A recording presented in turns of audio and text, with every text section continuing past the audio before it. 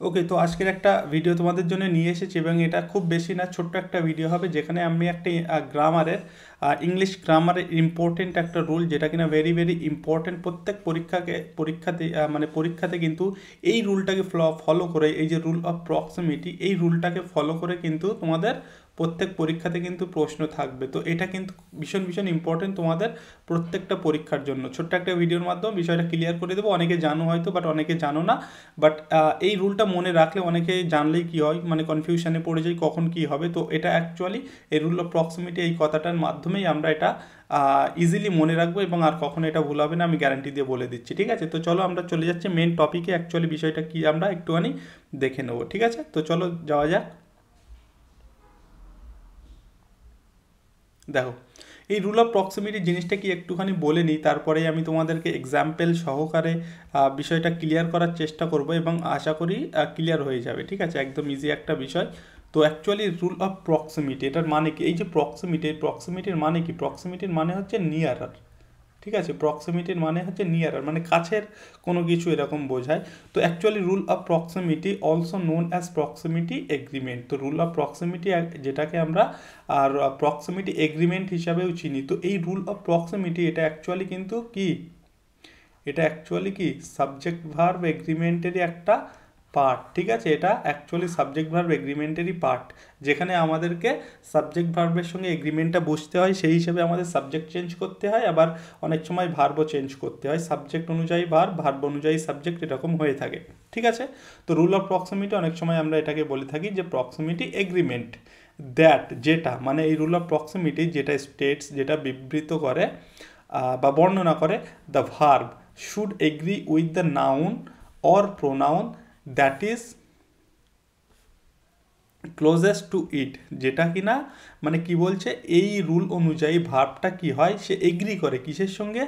Noun আর pronoun. যে noun আর প্রোনাউনটা সেই ভার্বের ক্লোজেস্ট, মানে একদম সেই ভার্বের কাছের নাউন প্রোনাউন অনুযায়ী আমাদেরকে সেই ভার্বটাকে বসাতে হবে, সেটা এখানে বলছে। ঠিক আছে, রুল অফ প্রক্সিমিটি সেটাই বলছে। তো আমি সাপোজ তোমাদের যদি একটুখানি বলে দিই, দেখো আমি এখানে একটা এক্সাম্পল সহকারে বোঝানোর চেষ্টা করছি। আমি সাপোজ এখানে লিখছি, আচ্ছা, ইদার ইউ অর আই। আচ্ছা, এখানে আমি তারপরে লিখলাম আর অথবা অ্যাম নট রেসপন্সিবল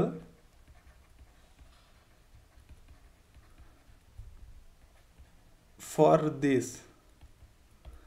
আমি একটা এক্সাম্পল সহকারে বোঝানোর চেষ্টা করছি। বলছে ইদার ইউ অর আই আর অথবা অ্যাম নট রেসপন্সিবল ফর দিস। তো এখানে আমাদের রুলটা কি বলছে?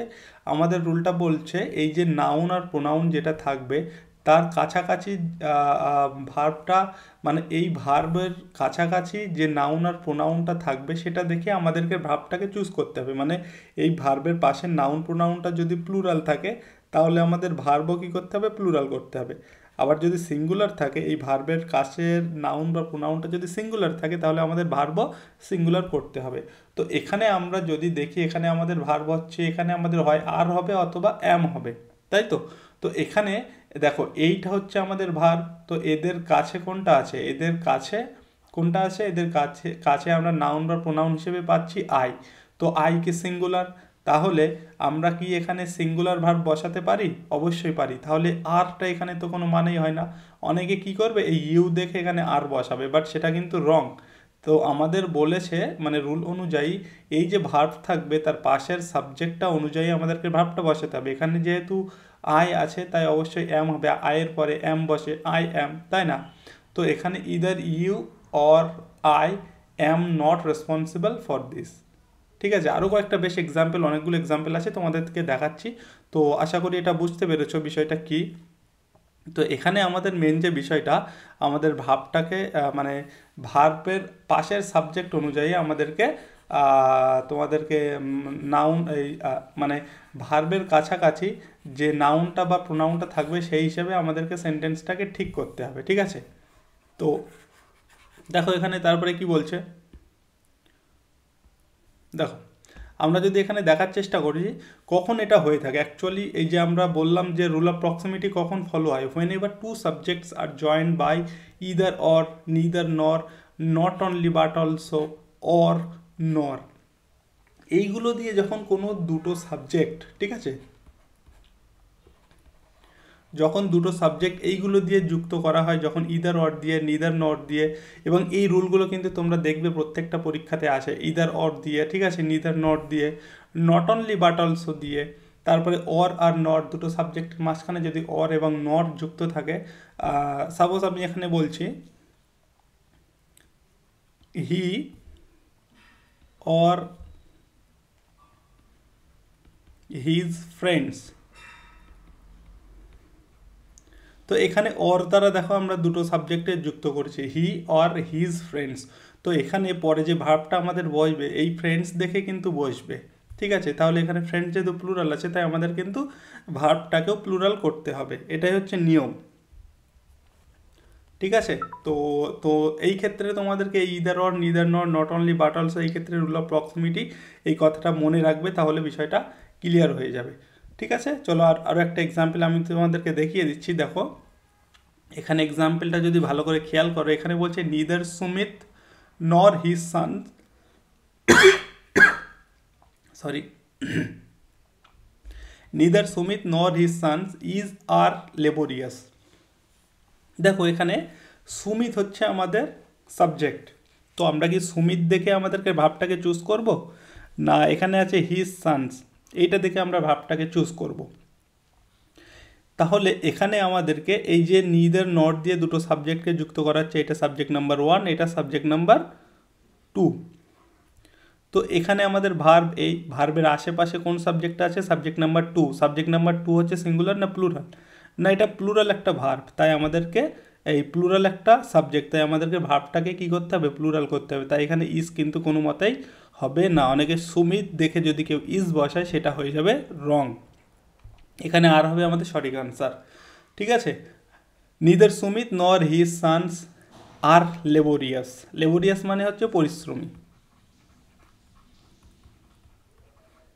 পরিশ্রমী। আচ্ছা এই লেবোরিয়াস দিয়ে, এই লেবোরিয়াস ওয়ার্ডটা দিয়ে একটা কিন্তু খুব সুন্দর তোমাদের পরীক্ষাতে সিনোনিম আসে, মানে লেবোরিয়াসটা দিয়ে দেবে তোমাদের, তার সিনোনিম জিজ্ঞাসা করবে, অথবা আমি যেটা লিখছি এটা বলে দেবে, তার সিনোনিম লেবোরিয়াস লিখতে হবে। লেবোরিয়াস মানে পরিশ্রমী, যেটাকে আমরা বলতে পারি কি, একটা খুব সুন্দর সিনোনিম এর হচ্ছে কি ইন্ডাস্ট্রিয়াস, তাই না,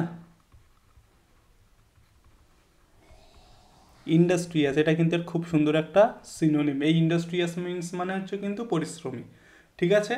তো এই হয়ে গেল, আশা করি বিষয়টি বুঝতে পেরেছো রুল অফ প্রক্সিমিটি, এবং জাস্ট আমরা আর কয়েকটা এক্সাম্পল দেখব এবং ভিডিওটা শেষ করব, তোমাদের বিষয়টা একদম ইজিলি ক্লিয়ার হয়ে যাবে, ইজিলি বুঝতে পারবে, ঠিক আছে। দেখো এখানে একটা এক্সাম্পল আছে, বলছে neither her friends nor Sana are is going to be selected, আমাদের ভার্ব কি, এটা ভার্ব, এখানে আগে দেখবে ভার্বটা, ভার্ব কোথায় আছে, ভার্ব, ভার্বের পাশের সাবজেক্ট কোনটা, এইটা সাবজেক্ট নাম্বার 1, এটা সাবজেক্ট নাম্বার 2, তো ভার্বের পাশের সাবজেক্ট সাবজেক্ট নাম্বার 2, তো 2 সাবজেক্টটা সিঙ্গুলার না প্লুরাল, সানা হচ্ছে সিঙ্গুলার, তাহলে আমাদের এখানে আর কিন্তু হবে না, ইজ হবে সঠিক আনসার, বোঝা গেল।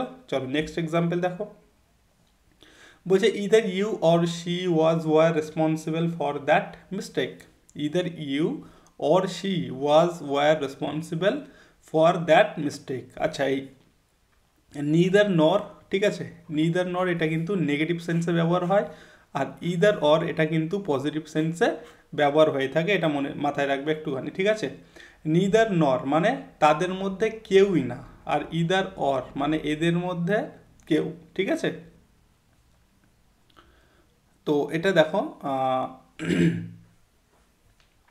এখানে কি বলছে, এখানে আছে ওয়াজ এবং ওয়ার, তাহলে কোনটা হবে সঠিক আনসার, আমাদের ভার্ব হচ্ছে এটা, ওয়াজ হবে অথবা ওয়ার হবে, এর পাশে আমাদের সাবজেক্ট কি আছে দেখো, এটা সাবজেক্ট নাম্বার 1, এটা সাবজেক্ট নাম্বার 2, তো সেকেন্ড সাবজেক্টটা দেখে আমরা এখানে ভার্বটাকে সিলেক্ট করব, এখানে আমাদের সাবজেক্ট আছে কি 2, যেহেতু শি আছে, শি হচ্ছে সিঙ্গুলার, তাই শি এর পরে কি হবে, ওয়াজ হবে না ওয়ার হবে, বলো, নিশ্চয়ই ওয়াজ হবে, তাই এখানে she was responsible for that mistake, were কিন্তু হবে না, ঠিক আছে। তারপরে দেখো নেক্সট একটা এক্সাম্পল যদি দেখি, বলছে neither his daughter nor his sons is are coming. বলছে neither his daughter nor his son, তার মেয়ে বা ছেলে কেউই আসছে না। এই যেহেতু বললাম নিদার নটটা নেগেটিভ সেন্সে, মানে এদের মধ্যে কেউই আসছে না, আর ইদার অর মানে এদের মধ্যে কেউ একজন, ঠিক আছে, এ বা অথবা সে। তো neither his daughter nor his sons is are coming. এই হচ্ছে আমাদের ভার্ব, এই হচ্ছে আমাদের সাবজেক্ট নাম্বার 2, এই হচ্ছে আমাদের subject number 1। Subject number 2 sons plural, তাই আমাদের ভার্ব হবে প্লুরাল, ইজ হবে না, ঠিক আছে। চলো নেক্সট এক্সাম্পল হচ্ছে either you or I is are am, তিনটে এখানে ভার্ব আছে, রেসপন্সিবল ফর দ্য মিস্টেক। তো এখানে যেহেতু আমাদের তিনটে ভার্ব আছে, যে কোনো একটা হবে, আমি ইচ্ছা করেই দিয়েছি, এবং পরীক্ষাতে তোমাদের এরকমই থাকবে। তো এখানে দেখো, এখানে হচ্ছে এই যে আমাদের লিঙ্কার হচ্ছে ইদার অর, আর এখানে আমাদের সাবজেক্ট নাম্বার 2, এটা সাবজেক্ট নাম্বার 1। সাবজেক্ট নাম্বার 2 দেখে আমরা ভার্বটা বসাবো, এখানে আমাদের সিঙ্গুলার ভার্ব আছে, তাই আয়ের পরে আমরা কি বসাবো, এখানে আর প্লুরাল এটা হবেই না। এবার আছে দুটো সিঙ্গুলার, ইজ আছে এম আছে। ইজ হচ্ছে ইজের আয়ের পরে কি ইজ বসে, আই ইজ তো হয় না, তাই আই অ্যাম হবে, ঠিক আছে। Either you or I am responsible for this mistake. চলো নেক্সট আরেকটা এক্সাম্পল আমরা দেখবো, নট অনলি বাট অলসো দিয়ে, এটা দেখবো, তারপরে আমাদের পুরো বিষয়টা আশা করি তোমরা বুঝতে পারবে, ক্লিয়ার হয়ে যাবে। Not only Ram but also his colleagues were present there. বলছে শুধুমাত্র রাম না, তার কলিগরাও সেখানে প্রেজেন্ট ছিল। এই নট অনলি বাট অলসো মানে এটা না ওটাও, এই সেন্সে ব্যবহার হয়। তো এই যে নট অনলি বাট অলসো, এখানে রাম আমাদের ফার্স্ট সাবজেক্ট, হিজ কলিগস এটা হচ্ছে আমাদের সেকেন্ড সাবজেক্ট, এবং এটা হচ্ছে আমাদের ভার্ব। তো সেকেন্ড সাবজেক্ট হচ্ছে কলিগস, প্লুরাল আছে, তাই ওয়াজ এখানে হবে না, আমাদের ভার্বও প্লুরাল হবে, ওয়ার হবে প্রেজেন্ট, ওয়ার প্রেজেন্ট দেয়ার। আশা করি বুঝতে পেরেছো। এই ছিল মোটামুটি আজকের বিষয়টা। তো তোমাদের বিষয়টা ক্লিয়ার করার চেষ্টা করলাম, হোপ ইউ আন্ডারস্ট্যান্ড, ঠিক আছে। তো এখানে শেষ করছি আমাদের আজকের ভিডিও। দেখা হবে আবার অন্য কোনো একটা টপিক নিয়ে তোমাদের সঙ্গে, আবার তাড়াতাড়ি ভিডিও নিয়ে চলে আসবো।